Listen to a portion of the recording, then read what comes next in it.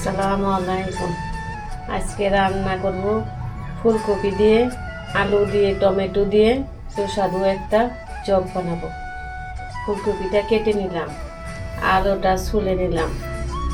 ফুলকপি আলুটা সিদ্ধর জন্য ভালো করে নাড়াচাড়া দিয়ে দিচ্ছি। এটা ভালোভাবে নাড়াচাড়া দিলে সিদ্ধটা হবে। এখন দেখবো ফুলকপিটা আলুটা সিদ্ধ হয়েছে নাকি। সিদ্ধ হলে এটা নামিয়ে ঝরা দিতে হবে। হ্যাঁ, ফুলকপি আলুটা সিদ্ধ হয়ে গেছে। এখন আমি ফুলকপিটা আলুটা চুলাটা অফ করলাম, পানিটা ঝরা দিতে হবে। ফুলকপি আলুটা একটা পাত্রে নামিয়ে এটা ঠান্ডা করতে হবে। ফুলকপি আলুটা ঠান্ডা হয়ে গেছে। এখন আমি এটাকে ভালো করে হাত দিয়ে মথা দিব।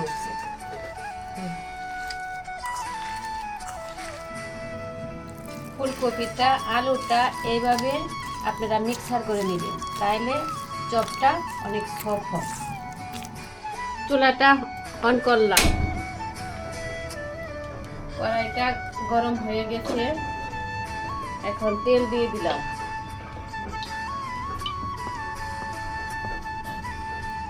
পেঁয়াজ কুচি দিয়ে দিলাম। পেঁয়াজটা বাদামি কালার করতে হবে। পেঁয়াজটা বাদামি কালার প্রায় হয়ে গেছে।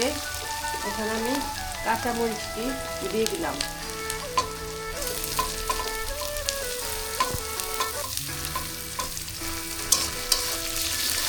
টমেটো দিয়ে দিলাম।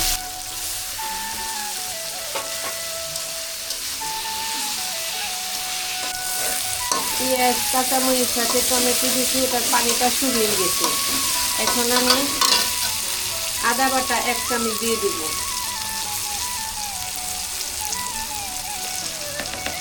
হলুদের গুঁড়া সামান্য দিয়ে দিব।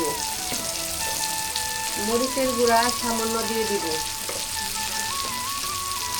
জিরা ফাঁকি 1 চামচ দিয়ে দিব। দারচিনি এলাচের গুঁড়া হালকা দিয়ে দিব। হলুদের গুঁড়া সামান্য দিয়ে দিব। নাড়াচাড়া দিয়ে ফুলকপি আর আলুটা যে রেখে দিচ্ছি ওটা আমি এখন দিয়ে নাড়াচাড়া করব।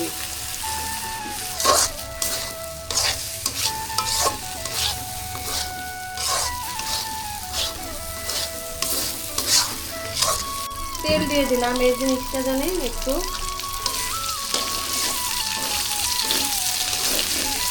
তেলে হয়।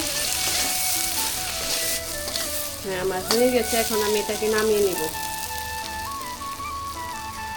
চুলাটা অফ করলাম। এখন আমি এটাকে কড়াই থেকে নামিয়ে পাত্রের মধ্যে ঢেলে দিব।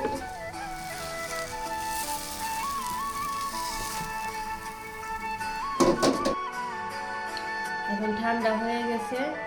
এখন এটাকে গোল গোল করে চপ তৈরি করে বেসন দিয়ে বেজে নিব। হলুদের গুঁড়া দিয়ে দিলাম। মরিচের গুঁড়া দিয়ে দিলাম। ধনিয়া গুঁড়া দিয়ে দিলাম।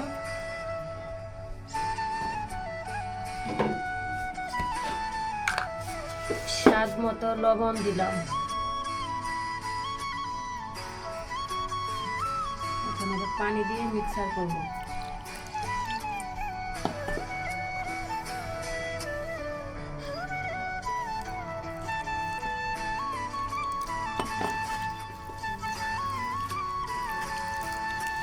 কড়াইটা গরম হয়ে গেছে, তেল ঢেলে দিলাম।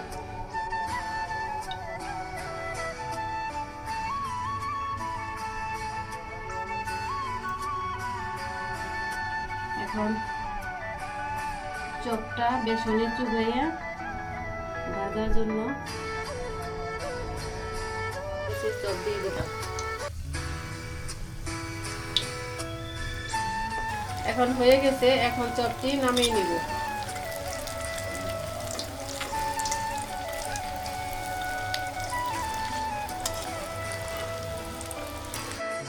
চপগুলো দেখতে এরকম হয়েছে।